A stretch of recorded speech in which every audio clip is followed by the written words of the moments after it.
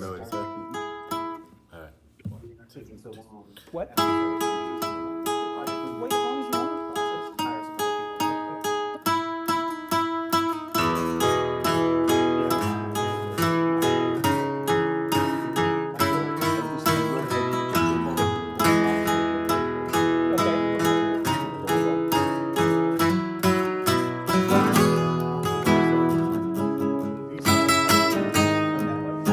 All right, well, welcome everyone.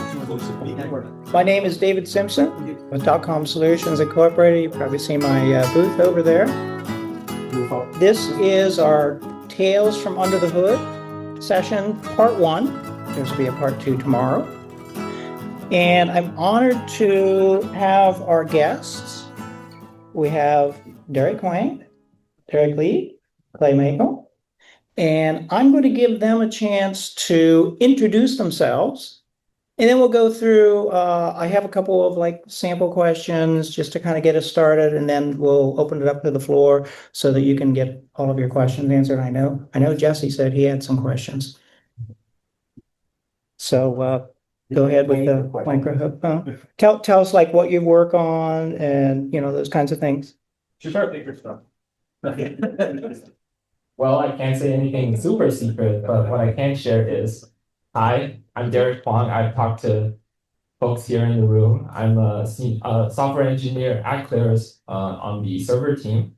I've done a couple things along the years, mostly in admin console and admin API. If you notice anything changing there or having new features there, I probably touched it at some point. I've also worked on some AI script steps and AI model server with Derek Lee as well. Most recently, working a lot on encryption and stuff for standby server. Anything with authentication, EAR, stuff like that. I've been deep into it lately. So yeah. Thank you, Derek. I want to make mine easy and say I just work on everything he does because I'll make it confusing for you guys. I also work on the FileMaker teams. I've worked on Let's Encrypt, blocking users, a lot of AI search steps as well. Most recently, standby server. I've had the pleasure of having conversations with most of you guys, hopefully. If not most, let's talk more. I guess it's a good intro. I started 4 years ago, I think. So it's been a fun ride. I'm FileMaker. You probably don't know me. So. But the quick thing, I started working at Apple in '86. I've had my 40th anniversary already. The FileMaker work didn't really start until the mid '90s, and so I was working on a bunch of projects before then. And if they didn't work on it, then it's probably my question comes to me, because I worked on a large different subsections of it now. Some parts, I haven't worked on it in 10 years, so it'll take a bit for me to remember what was going on back then. This Jaguar that's behind me is my dad bought that in 1954, so it's been in the family for a while. So it's usually my brake vehicle, except for it doesn't have brakes right now. Work on it again. I'm actually never be required to go to the next birthday. And the most recent stuff, I'm not really writing much code nowadays. I'm reviewing a bunch of stuff that all the other people are doing. I've been working with Rick over here, curating things that we can throw in this quality of life kind of subsection of stuff that we're doing.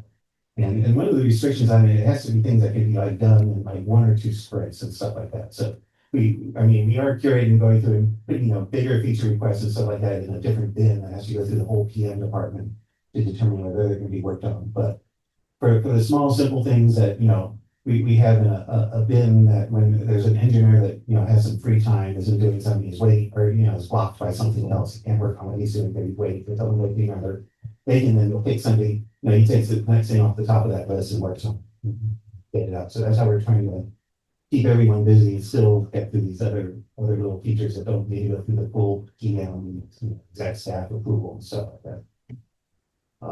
So that's one of the big things I'm dealing with now on that. And dealing with the studio team and the Connect team and other teams I can't mention other stuff that's on All right, thank you, guys. Let me move over here to my first slide here. So last year, we talked about ODBC driver running on Windows 11 ARM, and I reported, oh, well, there's an issue. I cannot get that to work. Not quite sure, what's going on there. And so I tested it again on with FileMaker 2026. Removed all my copies of FileMaker, reinstalled it. It's now working. And the use case for this need is obviously on Mac OS. The last supported version for x86 64 was Mac OS 26. And then you've got Windows users who would be using Surface Pros, and they're going to be using Windows 11 ARM as well. And so, there's an important need to have, ODBC connectivity. So it looks like that's fixed. I guess the question that I asked, and I posed this to Clay at lunchtime, I said, is Windows 11 ARM officially supported? Because when I look at the list, it's like, well, it just says Windows, like Windows 11, it doesn't really say anything specific about ARM. And we know that the executable is not compiled as a, available as a Windows ARM app. So Clay, I'll let you, make some comments on that. Yeah, so for the ODBC driver, I believe there's an ARM version and an Intel version or some fat binary version that can work properly, because things like plugins and ODBC drivers have to be compiled the same way that the application that loads it is located in. And we saw this with the Macintosh or the Mac plugins. To work with an ARM version of FileMaker on the Mac, you had to have an ARM version of the plugin too. So the same thing is going to be coming to the Windows world, because I know it's not officially, well, support on ARM Windows is, I think, not official, because we don't officially test on it right now, but the Windows does a good job of running 86 code. Okay. Even on a Windows 11 ARM, I'm able to run FileMaker 6 on it, so it's pretty compatible with all the Intel stuff. But there is work going in progress to bring the rest of at least the Pro up to running ARM. I'm not sure. We haven't really thought about whether we're going to do server on ARM, because if you're going to start doing ARM and want to run server, probably going the Linux route for Ubuntu is probably the better way to do it than start trying to bring it into the Intel, because when you're dealing with Windows servers where you really need a Windows version of FileMaker server, you're tending to use going into older businesses that all their stuff is Intel already, so you might as well stick with Intel there. We don't have any pressure of anyone asking us to move to ARM on the server side on Windows. But we are getting pressure on the Pro side because of the surfaces and all this other stuff that David was talking about, and being able to do that stuff. Which means probably at the plugin meeting that I'm doing tomorrow, we're going to probably start telling everyone that you need to start thinking about compiling your plugins for ARM also. But I guess you're not going to do that, I guess. But yeah, no, that'll be another discussion on that section. I think that's pretty much it here. It's been the early versions. I mean, I started playing around with Windows ARM on Windows 10 when that first development environment came out, and it was pretty amazing how that was doing. But when we started trying to play around with that and getting things to work, there's still some networking issues and stuff like that. But the 11 version of ARM seems to be much better, and we've done a good job of doing that up and running. All right, thanks, Clay.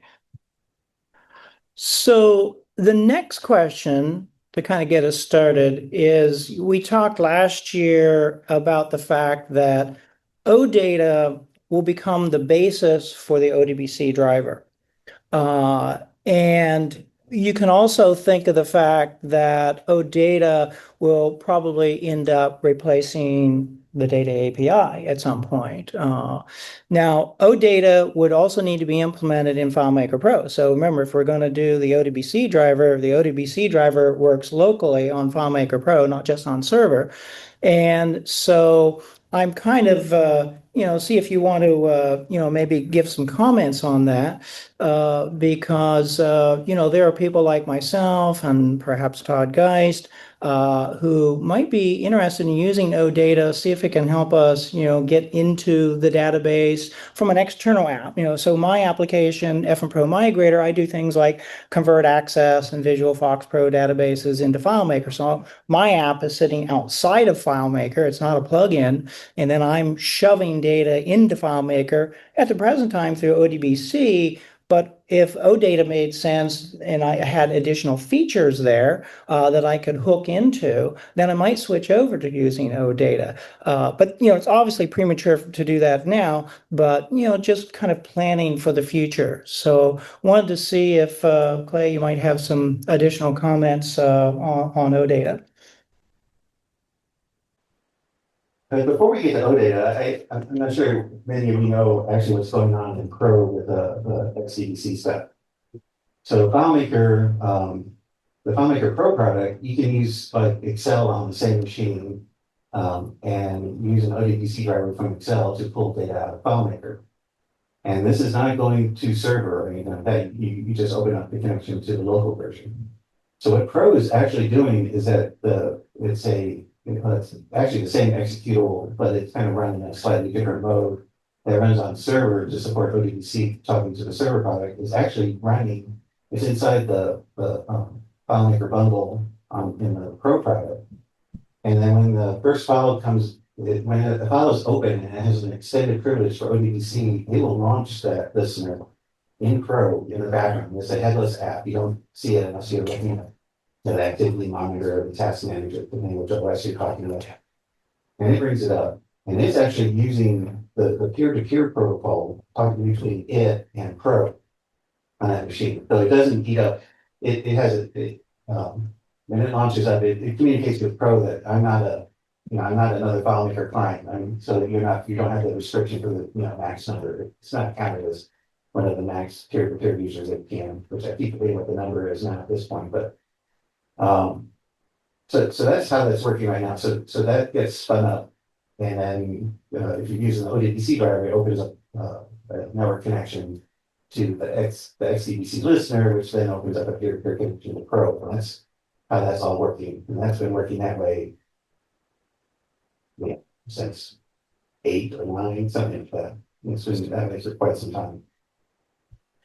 And one thing that we're running into with that XDBC listener is that it's a custom protocol that we're using right now that has been encrypted in different ways and has different handshaking stuff. And Apple really wants us to get rid of that. They want everything going through a standard style TLS HTTP type thing, and really want things. So for the server product, they wanted to go through the web server first, and then we proxy to a local process in there. And that's how everything else other than XCDC works in the FileMaker server product. They want us to have all our different API technologies all going through the server first, so that all the security and validation of the certificates and things get patched, so that's all handled in one place instead of having to manage in multiple different processes, right? And to do that, the same person that did most of the work on the XDBC listener is the one that's been doing all the work on the OData work too. So we've been going through and adding in all the capabilities that we need into the server, into that ODBC listener, to be able to handle all the same operations that we can, adding the capabilities to OData to support everything that the ODBC and the JDBC driver could do. So there's been different alter statements. There's doing all the things to do so that you can do all the same style of joins that you could do in the ODBC driver. You'll now be able to do it in the OData driver. I think there's still one that isn't quite done yet. There's so many different styles of whether it's inner or outer, and the interesting thing is that you have to convert the OData query language into, the ODBC version and then make sure that you can handle all that. So that's coming along. So the goal is that we're going to get rid of that XDBC listener that we have right now that runs in Pro and server. And instead, we'll probably replace the XDBC listener that's in Pro right now with the OData listener. And because we've been getting requests that they want to make OData requests to a local copy of FileMaker, on the same machine that the FileMaker Pro is running. So probably the initial implementation will be getting that up and running, and then maybe we'll get around to doing a script set like the execute FileMaker data API. That probably will only occur after this other change happens, that the OData is running as the processing the FileMaker one. So we think, further timeline after that point. So, but I mean, that's the roadmap for that portion. So then there'll be a new ODBC driver and a new JDBC driver. I mean, they'll still be branded the same. They'll probably have the same installer. It's just it's going to be using a different network protocol than it's currently doing. It's not going to be using this as the network protocol that we came up with that Apple's been really wants us to get rid of because it's not using the latest crypto languages. I mean, it's like doing 256, but I think we want everything bumped up to 512 or higher. It's just that Apple's, is forcing us to do certain levels of encryption and stuff like that. So we need to move that step forward. So that's just one reason why we're trying to move to that. And at the same time, we really want to, spend more effort in looking at the, fixing OData stuff. And just, has a whole series of issues. And I've been looking at other things going on. There's some interesting threading issues going on that we need to work out. But since from what I've been hearing, the XCDC side has been working fine with the threading and that going on in there. Then with OData, it must just be some bugs that are going on in there. It's not the architecture of it. There's something. It's always odd that this one mutex that we're blocking that we really shouldn't be doing. It's usually try to figure out why it's doing that. So we'll probably work that out. But the goal is to pretty much with the FileMaker data API is to just pretty much leave it as it is now. There's probably not going to be much more work being done on that. Much like the XML API is still in Pro, even though we've said that we've deprecated. We did rip out the PHP logic that would talk to it, because keeping the latest PHP was always a big major issue, keeping up to date with that. But the old XML stuff is still underneath there. So if you're using like the FM PHP libraries, or there's other different libraries that we talk to the old XML stuff, that stuff will continue working. And so the FileMaker data API is going to be considered basically in the same thing as that. It's going to be one of these things that will make sure that it keeps running, but don't expect any changes there. You won't be able to run ProofKit through FileMaker data API directly or anything like that. But none of that's not going to be considered. So so we're looking at OData issues and stuff like that. The whole webhook thing of OData was something that disrupted some of our OData plans because we were going down this other road for the XCDC stuff, and then all of a sudden Studio needed webhooks frantically. So that was a big, we went through and added it, and the first version wouldn't remember the webhooks between reboots of the server. So we're frantically catching up to speed to get that up, but Studio really wanted it quick, so that's why we came up so quick. And not being a big, not all the edge cases and all the stuff was solved with that, but now things have settled down a little bit more, so we can spend more time looking at its behavior. I know Jesse told me a little bit about how the internals of OData work. So one thing with the XDBC listener and the FileMaker data API is that they spin up full sessions. It's much like the server-side scripting. Those three processes all kind of work the same way. When a request comes in, a new FileMaker session is constructed, a new user model section is created to manage a virtual window and stuff like that. So that's what ODBC. So when you start off ODBC and do the login, we get that's spun up, and then further requests all going through that session. Same with the FileMaker data API. That's why you have this login step that you have to do first. That login step goes through, initiates the new session that continues running all the time until you do the logout command, or there's been nothing's been passed to it for the 15 minutes or whatever the FileMaker data API timeout is set to. And that works fine for a couple. I mean, maybe tens or maybe even hundreds of sessions, but keeping these long-term sessions outstanding in the server product can really start causing performance problems with the server, because you have all these sessions running that may not, some of the data requests, they may have just spun it up and then made one request and didn't bother to do the logout. So I recommend adding the logout command if you're using the FileMaker data API, because that means you're going to be releasing resources in the server for other future requests, other requests going on. Especially the admin out there. Yeah, with the admin, with all those APIs, make sure you do the logout, because if you have multiple people pounding it, usually the admin API, right? I would always imagine there's only one person that's pounding it, but It's 4 to 5 and it's not working. oh, okay. And these guys we talk more about since they're an admin API, but that's not handled by these other processes I'm talking about. So I'm glad I have something that you can talk to these guys here. But OData is kind of more of a true REST API in that each request is completely independent. And doing it that way, we can't really spin up a session, make the request, and then delete the session immediately after a single REST request like that. Now, the execute data API inside FileMaker is actually doing that. It's creating a session internally inside FileMaker, doing the work and then tearing it down. But you don't have the network delay that's coming in, so you don't see it as much inside FileMaker. But it's not the most. If you're pounding using the execute FileMaker data API heavily, the script step version of it, then you'll be Switch, no, it's still marked as on. switch mics.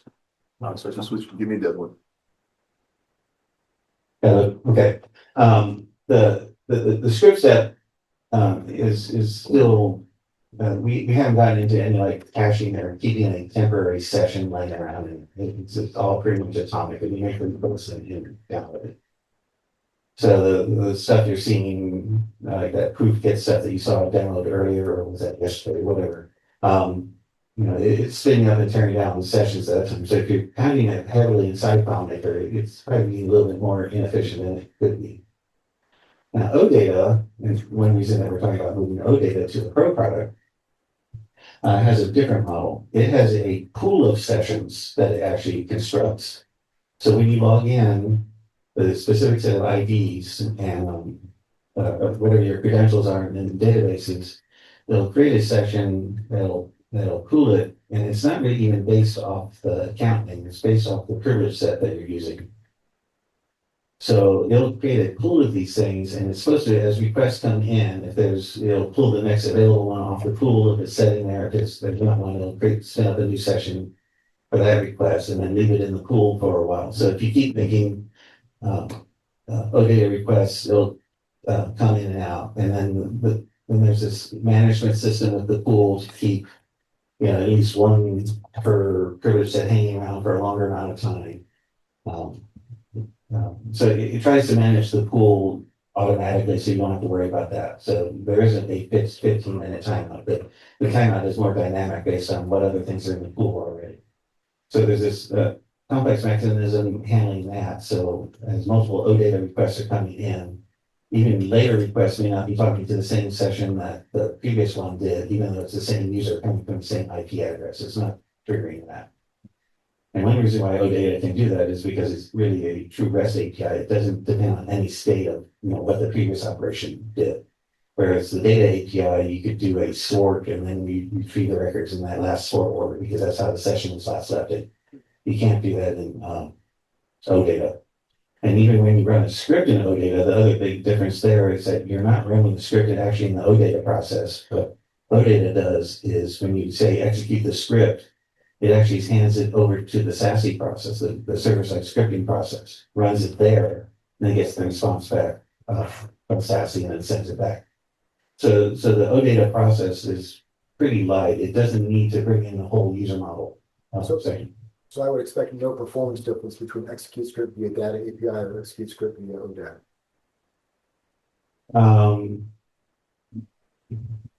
Between the FileMaker data API and OData. Okay, SAS. No, the FileMaker data API actually runs the script inside the data API process because you can run the script and then so the FileMaker data API is overly complex. You can say, run the script and then fetch the data after whatever the script leaves the found set in. Or you can make the OData request, or you can make data API request first, get the found set, and then run the script on that. There's a pre-script, the post-script, and is there a middle script too? I forget. Running a script, pre-script, and post-script. I think there are three. Yeah, there's three, and I don't know how many people use all of those versions and stuff like that, but dealing with the complexity of that and keeping the state information and the FileMaker data API is pretty heavy. So that's why you run into the limit of the number of simultaneous data API requests that you can make. Also, something that we want to do in the future is much like how the web direct, when you set up a server process, you can set up secondary servers. So you can spread the web direct usage across multiple processes, since that's even a heavier process than the FileMaker data API. And I guess it's Jackie that's been playing around with that. Yep.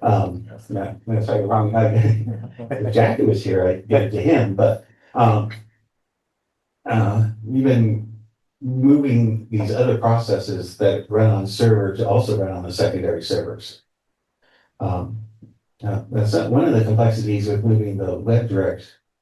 Hopefully we're kind of running off the OData stuff, but it's all kind of interrelated. I'll get back to OData. With the web direct running on these secondary servers, since it's all session based also, the entry point from the server has to lock down requests coming from a single IP address and keep sending it to the same secondary server because that's where all your state information is setting. So if you ran a script or did a certain operation first, you need to go. Or with WebDirect, that's where the record set or your window state information is being stored down in there. It's not being stored in the browser. Some of it's being cached in the browser, and that's a different complex process. But so the data API would have the same issue too. Once you logged in on one server, you'd have to continue talking to that same secondary server for every other request.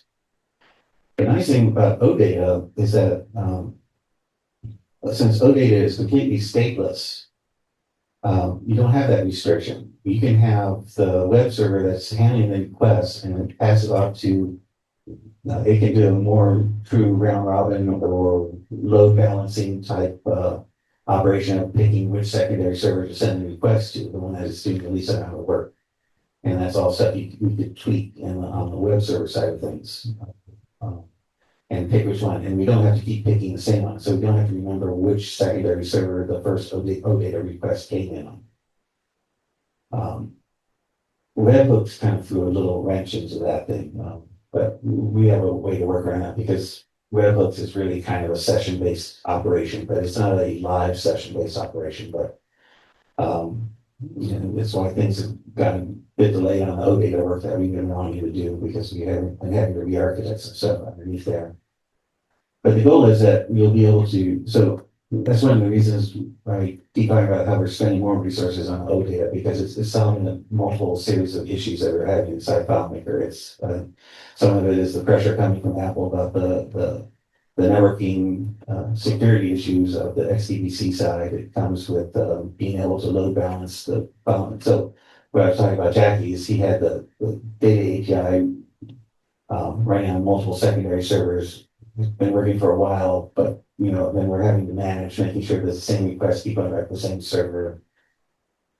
And we kept thinking, well, OData would just be a better way to do this, because then you don't have to worry about keeping tables of which secondary servers are bound with specific inputs coming from the network. If we use this round robin and hand it off to whatever secondary server has the least amount of work working on it, that'd be the better way to do it. So we keep seeing all the advantages of moving to that. So that's why we're spending more time and trying to move things more over to the OData stuff. And then the XDBC stuff will be the same way too. So it'll all work on this new, kind of like architecture, how we want to manage an API working in a multi-processors style clustering on. It's almost like clustering or something. So, for standby, they want to try to go that way too, but that's far future. But we're practicing with the OData type operations how. I think I rambled on enough on this topic. Yeah, that's terrific. Here, let me bring you the microphone. I got this one. Good. Oh, okay. So I've got OData performance questions, right? So it doesn't support secondary servers today, right? It's always on the front. Yes, currently it does not support that. Right. So theoretically, Like, what is the limit in the number of It's gonna be- connections that it can take at a time? On income.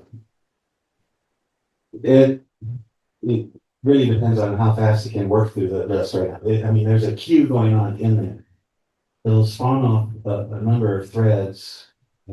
Forget what the limit is of the number of threads that will fire up, but then you'll be running into the limit of you spawn too many threads in one process, then you really start bringing down the entire server at that point. Yeah.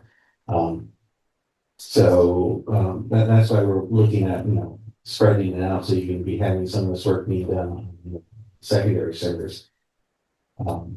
We're always tweaking this stuff. The webhook stuff shoved a lot of stuff around to get that up and running. So I think we've gone a little bit backwards on it since we pushed the the webhook stuff into OData, and we need to get back and finish smoothing that all out after we got that in there up and running. So I can't give you a fixed number of stuff, but it's the number of the pooled sessions, and then we'll stop adding more things to the pool once we hit the thread limits.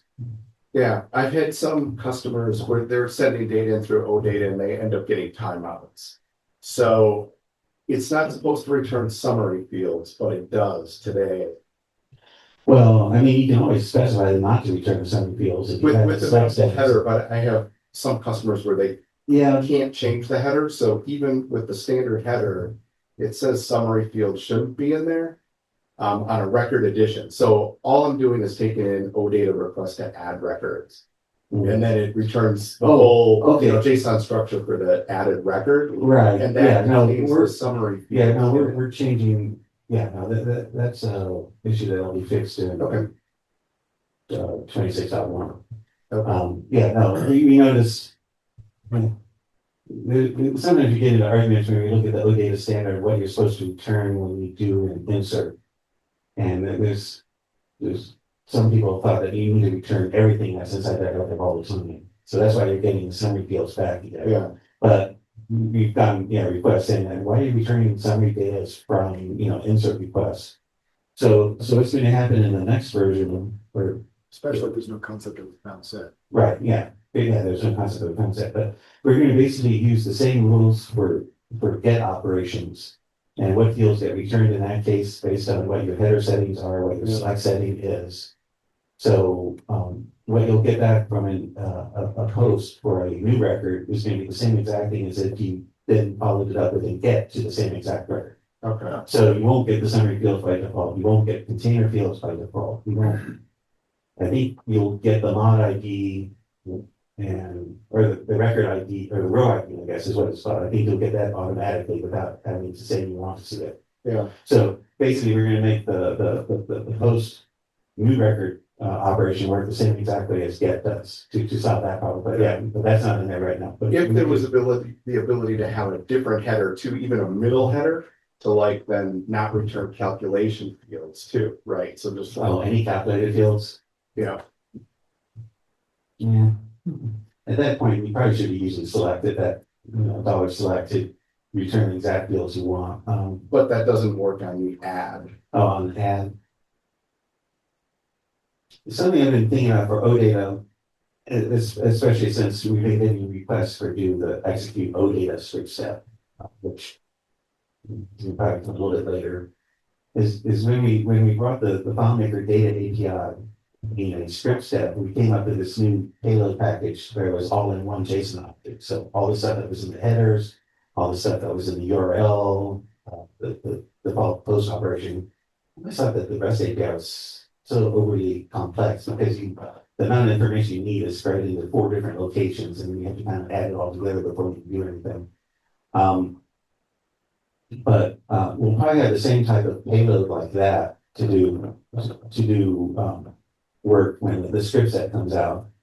And I've been proposing that we have a non-standard OData type post event, maybe slash FM payload or something like that.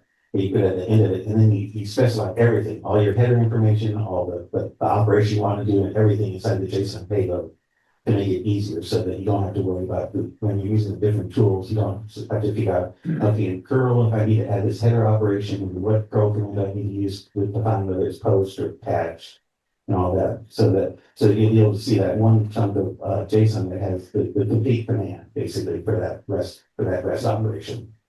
And then at that point, then it'll make it easier so you can set these header settings. But I mean, as a feature request, I mean,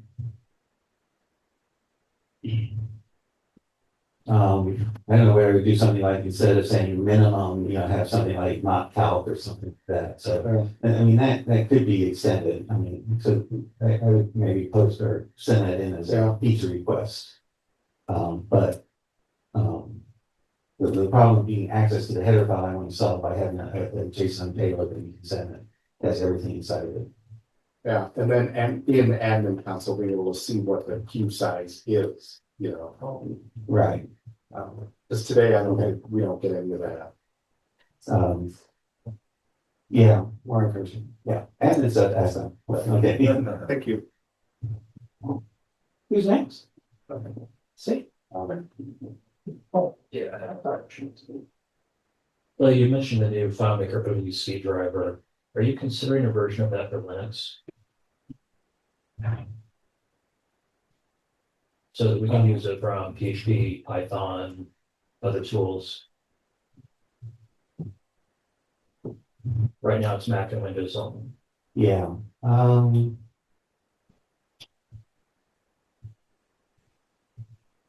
have to ask.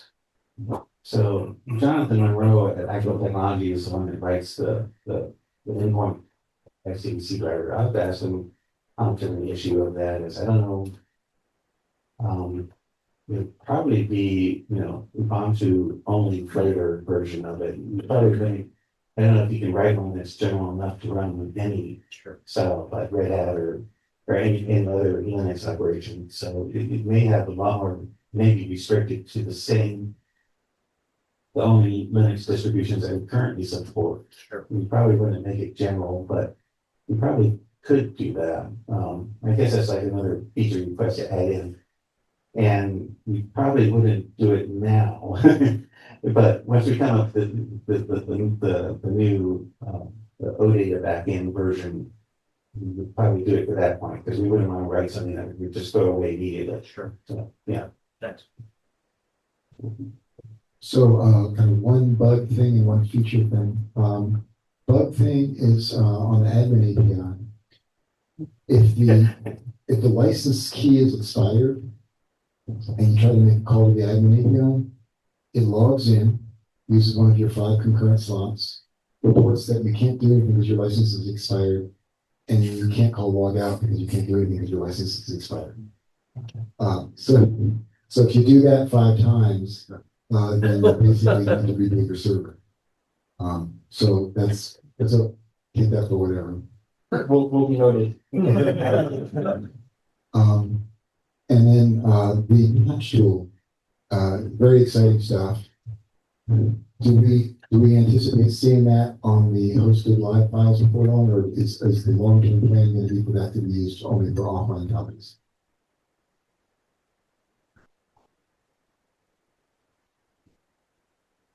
I'm trying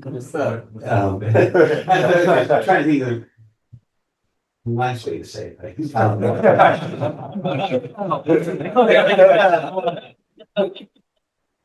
It's not a technical question at this point right now. We have internally we have an upgrade tool that works on hosted databases. There's issues coming from it's more of a PM decision right now. I know we've turned it on and off like 3 times in the last 3 weeks. So I don't know what its final state is. So it is capable, but as they're coming up with decisions of future things that are be coming out, and, who gets what features and what things go on with that. So it is doable, and I wanted to push it out, but then we got pushback from that. So it's not a technical issue.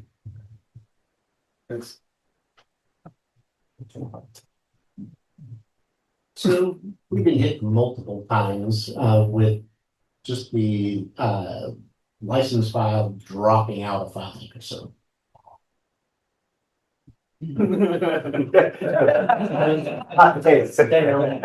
Yeah, I mean, I did it myself, like doing testing and stuff. Yeah, sorry, not to, not 100% about what's causing it, but we can look into it.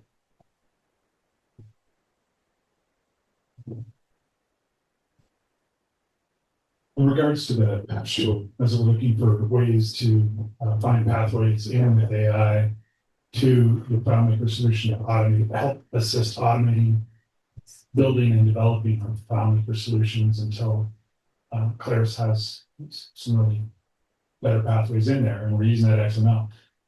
Is there any library or definition source or documentation that we could easily hand off to AI to build better ways of both writing our scripts for XML import or for patching, so that we don't end up having to reverse engineer all the XML to figure out what all of the different ways that the XML can be structured to appear properly in FileMaker?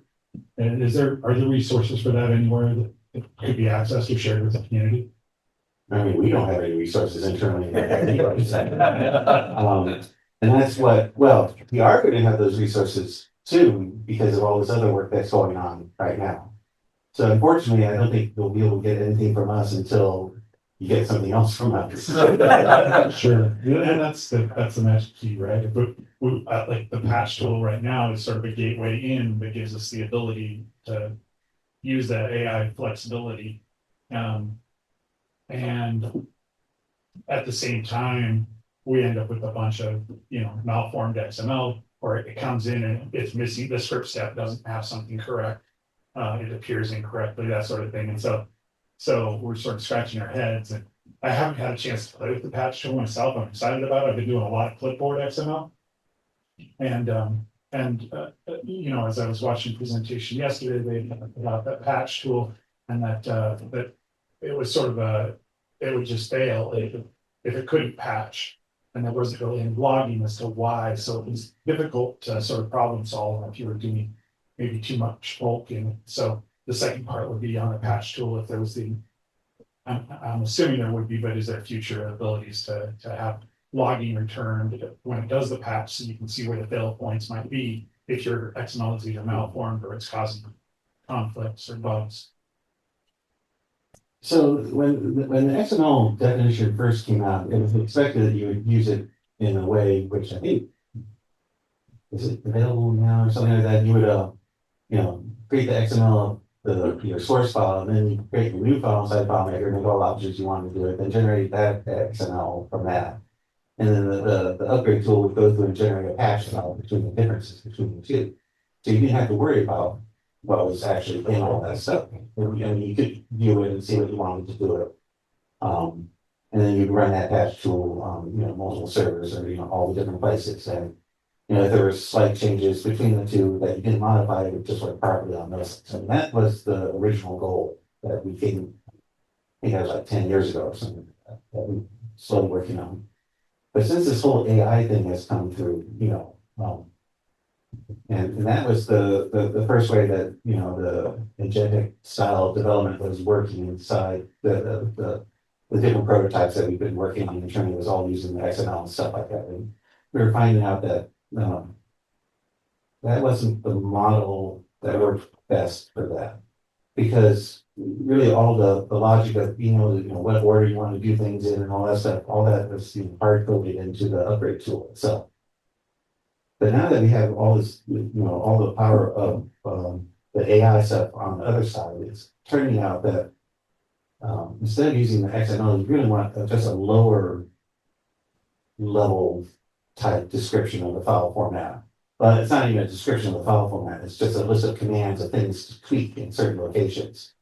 And then you don't need to actually manage all the logic of what order to do that in. Like, you can't turn this option on if this other option is on. All that stuff can be worried by the AI code, stuff like that. So the model of how the stuff is going to work is going to change after we realize that the XML is really designed for a different work process. And like one of the problems with the XML is kind of wordy and stuff like that. And people were starting looking at, when AI first came out, no one worried about the number of tokens you were using because it was free.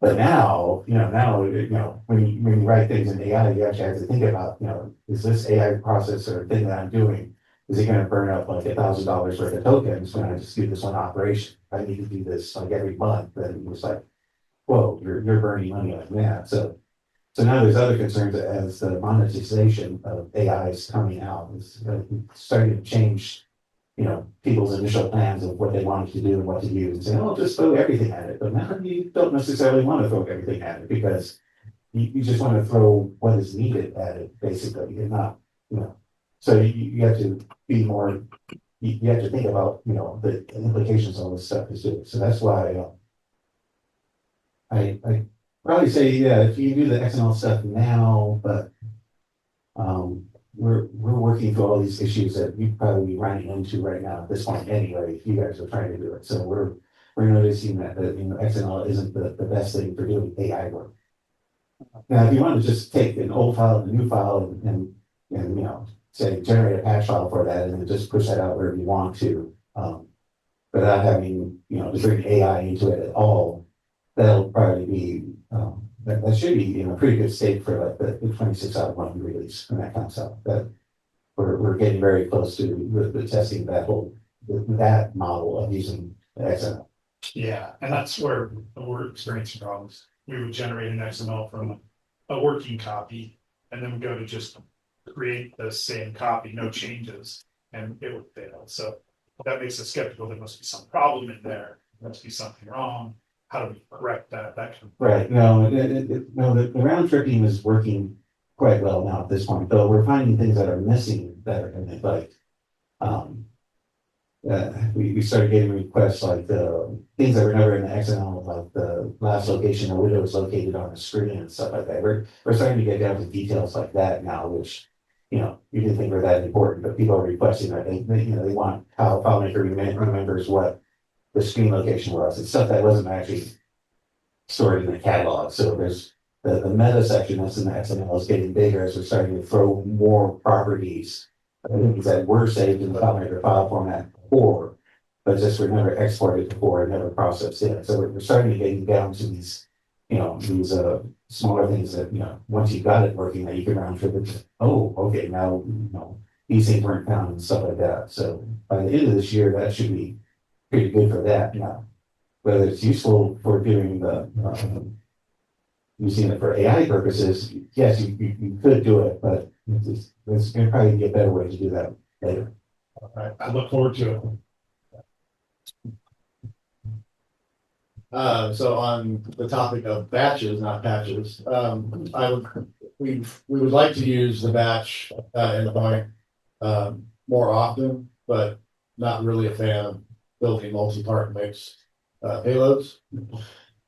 So I'm wondering if we could at some point get the ability to create and pass a JSON array of batch operations, which would make my Yeah, I life think- more pleasant. There's a new, it wasn't a requirement for 4.0, but I think there is a new standard for a JSON payload style batch operation that we're going to implement.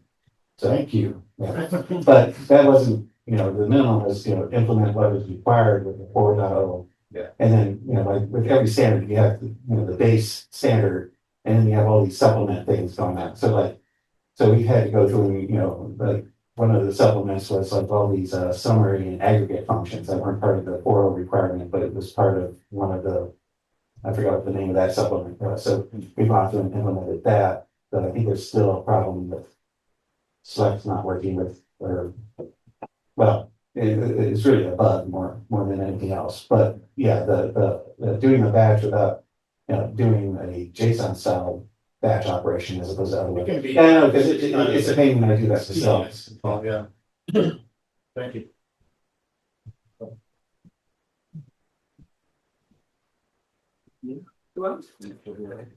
Any API requests? No, sorry, this is for XML. I've noticed that whenever I have an external, like a second file, like a file reference to a second file, and I'm trying to call a script in the second file, from the first file. I looked at XML, like when I add it manually, exactly what it looks like, and then I do the same thing as a patch, and it doesn't work. There's no, the script is undefined, in the form script or whatever. And I was looking at what is being created versus what, they're identical, but it still doesn't come in.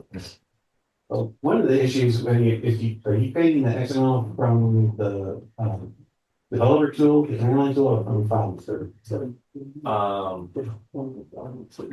My AI is creating the XML patch, but the patch, like if I do it in FileMaker itself, I look at and they create the save as XML or whatever. That looks identical to what I'm patching in. But it doesn't work when you build the file. I'm sure with the command line tools is when you're doing multi-file work, you really have to have all the files open at the same time. Both the source file that you're modifying it, because the XML that's generated from Pro is actually pulling things like the name of the script from the other file. The name of the script is not stored in the source file. It's just the ID. And it doesn't even know what the UUID of that script is in the other file, because FileMaker doesn't use UUIDs at all internally. It doesn't match any of that stuff. The only times that the UUID is used is as the I guess it will try it from the clipboard if it sees it and to match something. We can't find that, and it tries to find what I need by ID. So the UUIDs, but the UUIDs are only stored in the base file where the object actually is. So any references for UUIDs in other files can't be generated or used unless that other file is also open. And one of the problems with all the command line tools, which has been changed, probably it's going to be the 26.1 release, because I know it's working now, is that when you open up a file in either the developer tool or and you save as XML, and then for the patching purposes, it'll try to open up all the other files that are listed in the external references. So you have them all open, so it can manage these style requests to find out what's actually in the other file. What is the UID of the script in that other file? So that was one of the problems with the command line tools just in general, that they were all basically single file based. They wouldn't know anything that's in any other file. And XML, unfortunately, the references that are inside there pointing to other things just has the base level ID, the key ID of it, which if that happens to match, it'll work, but if it doesn't, then, you know, if things are moving around, it doesn't know how to find it, it doesn't know what the name is. That's been changed with the tools in the upcoming releases that now I'll go through and try to open all of them. Now, the problem you'll have with that is that if you're using references to other files and you're using them by variable, where you set the variable with a script step before you finish opening the process, the tools are not going to know how to do that. So probably what there'll be a recommendation, we'll probably have to say that if you're using that whole variable mechanism for opening related files or reference files, is actually whenever you're specifying files using the basically any other dialogues where you can reference another file, you can actually put multiple items in there. So what I would do is put the variable first, and then if it's not resolved, then put the path of like the usual location or your development environment location of that product. So then when it goes through and tries to resolve it, it'll try to use the variable first, and hopefully that'll point to, you know, whichever one is the live one when it's being used. But you'll want to have a row after that variable of an actual file in its usual location. So when you're doing development work or you're using the command line tools on it, that'll be there. And that's probably good in general for many of these cases whenever you're using a variable as a path to some file or something like that. You'll always, yeah, it's fine to use it, but you'll probably want to have that first, but you definitely should have like a backup of what to use or try to use. Unless you really don't want it to do that, and if the variable's not set, you want it to fail, then you're fine the way it is. But in my practice, whenever I use a variable in a reference to some other file, whether it's another FileMaker file or almost any of the script steps when you're defining that file path, I usually always have, you know, my development one or my base one down there. So when I'm working on it, it'll that problem. That's a nice under the hood question. Thank you. Anyone else on this side? Oh, let's see. Admin API question. Upload, download, remove, rename, clone files, any of those things, especially upload, download. Upload exists. Does upload exist? Upload database with admin API does exist. It doesn't support like remote containers, I believe, but I know upload does exist. Cloud only though. There's a cloud only version. On-prem has it too. On-prem has it. Yeah. Yeah, for upload. Yeah. As far I think download exists. Upload for sure I know exists because I worked on it. There was a fix for it too recently. And there was a fix for it recently as well. Like there's a thing about if you try to do like over 70 megabytes, it would like either fail or do something bad on Windows.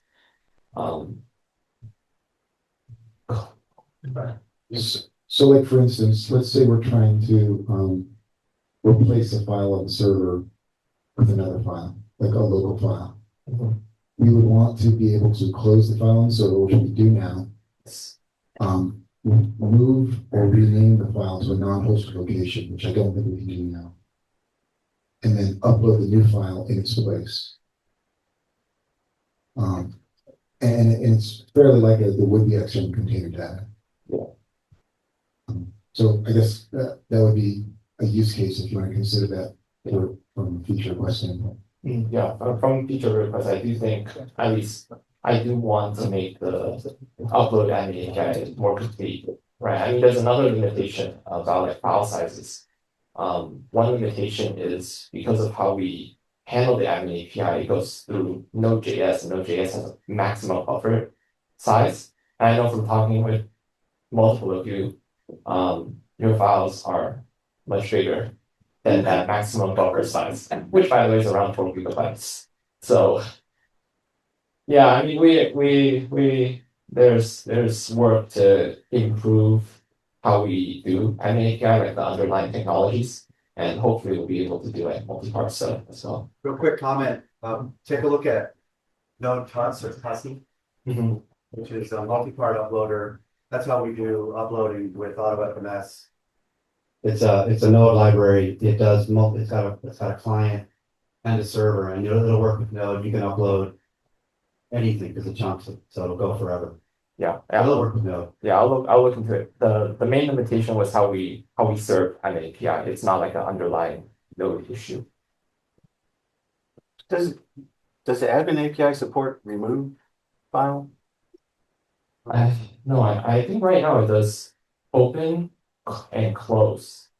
I think Because the admin API, you'd be able to remove, and it would move the file out of the main position into the remove folder. So get it out of your way, you can't move it yourself. But that removes the container data too. Oh, that removes the container. Yes, that's the Oh, problem. okay, that's the problem. So it also removes container data backbone. So if you just want to replace the file, that would, okay, so that gets back to the whole container. Yeah. And actually, you probably want to have an option saying, oh, leave the container data there, just move the file because you're not changing the data, you're changing the schema and stuff like that. So, Right. So yeah, no, yeah, we could use more work on the admin API. And I'm not sure if it's the thank for this, but thank you very much. I know it's old now, but for that clone option, clone only option on the backups. That's terrific.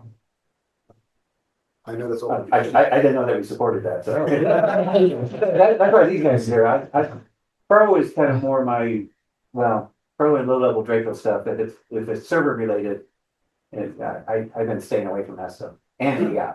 I say further away from AI.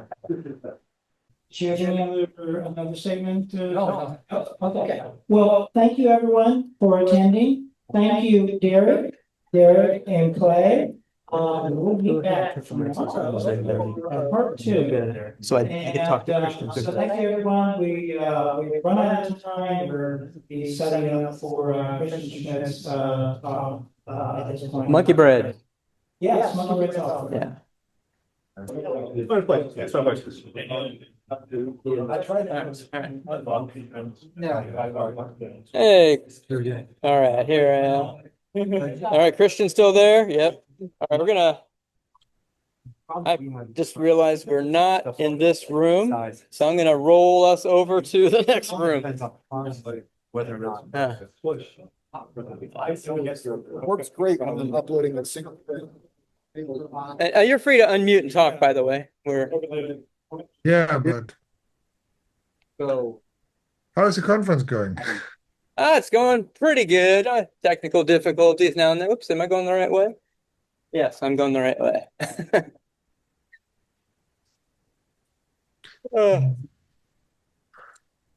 Might be catching the tail end of another meeting. Turn down this volume. Ah, you are back.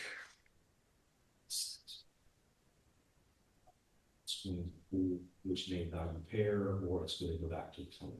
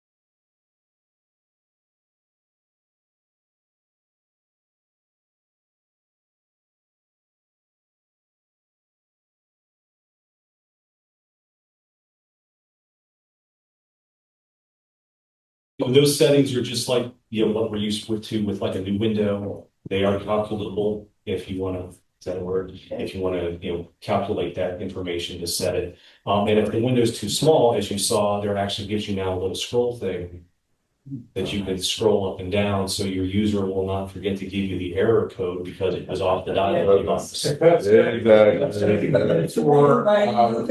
dialogue. So I don't have to do all those card windows with it instead.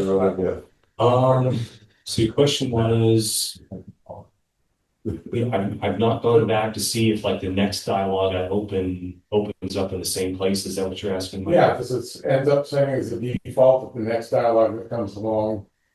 I honestly don't know. I did not test that. I was just so excited that I could have it open where I wanted it. I didn't go back to think of opening a dialogue without. It behaves like it used to before. Okay. Yeah. So, Is there any, provided the ability to copies of text? I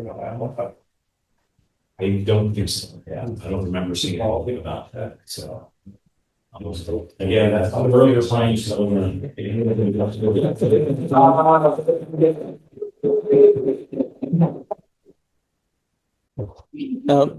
the way, you can say hi to Christian. We just wheeled him in from Germany. Chris.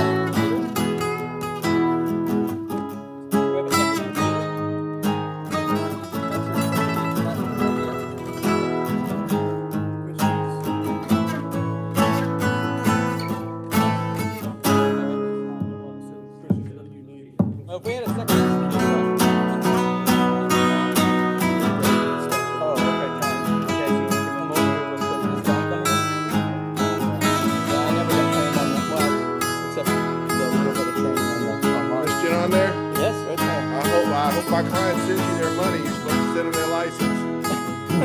Yeah. Thank you. Oh yeah, there's a discount on the conference too, by the way. Oh, my client can afford it. Send them the money, just the full rate's good.